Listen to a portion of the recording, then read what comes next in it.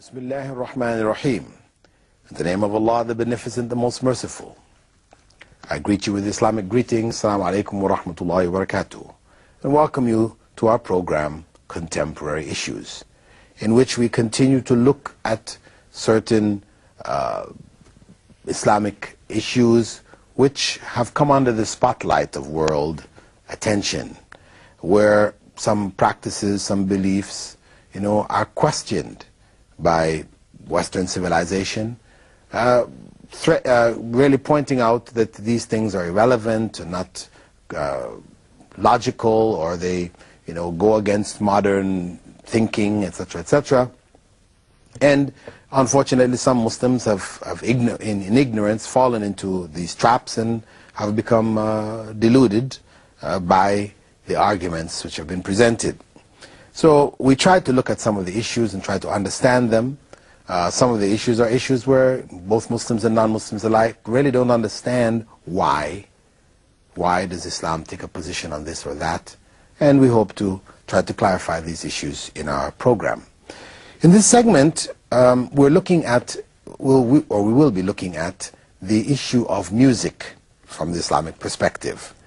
Music, which most people are aware that there is something in Islam regarding music. To some degree, it appears that it is prohibited outright, or some people feel that Muslims are okay. Music, in fact, musicians are okay. It's quite popular amongst Muslims, and in fact, even the guitar in Spain was developed by Muslims when they were in Spain. Now, the actual issue involved here concerning music is that God has created human beings with a nature which loves music.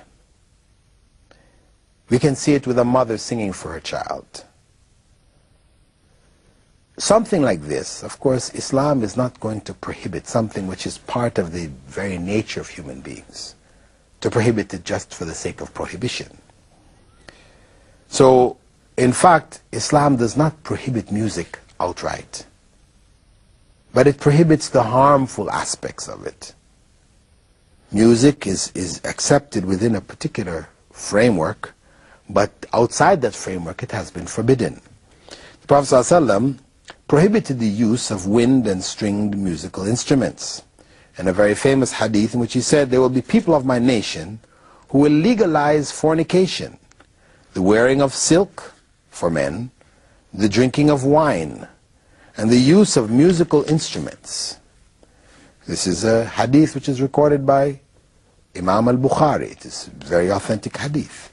Furthermore, he said that some people from my nation will drink wine calling it by another name. Merriment will be made for them by the playing of musical instruments and the singing of adult female singers. This is also an authentic hadith which indicates the prohibition of the use of musical instruments in general, as well as that of adult female singers.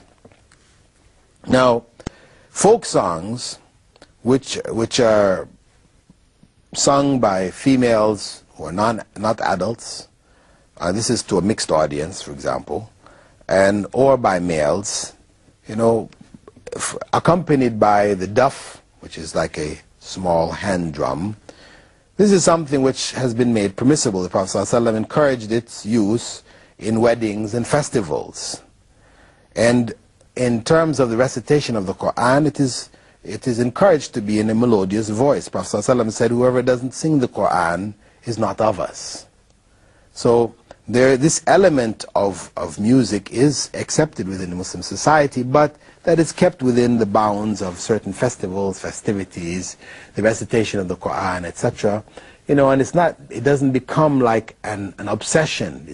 The intent is that it should not become an obsession in the society, because these instruments, etc., they have a tendency to captivate the heart.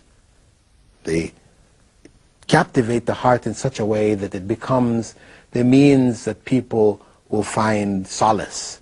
When they're down, they turn on the music, this is where, instead of turning to God, instead of reflecting on God, they get their solace in music. becomes a substitute, and they become attached to it in such a way that it becomes like an addiction.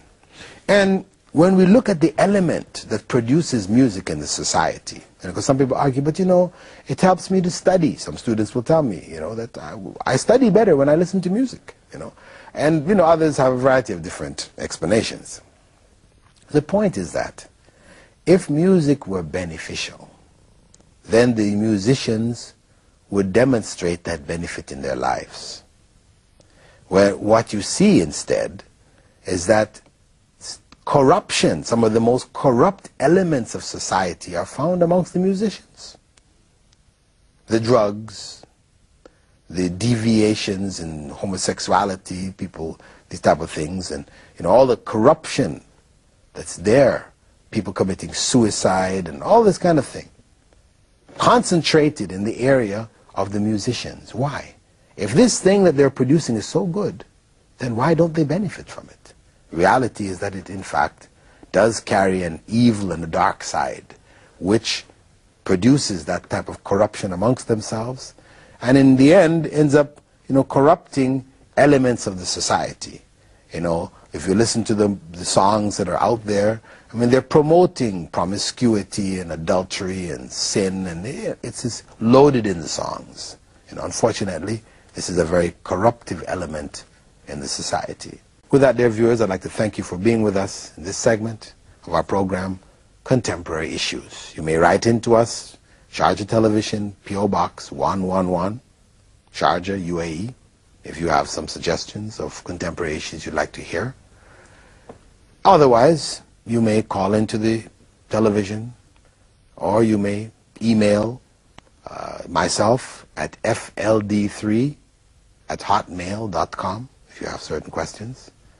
And we hope to see you in our coming programs. Assalamu alaikum wa rahmatullahi wa barakatuh.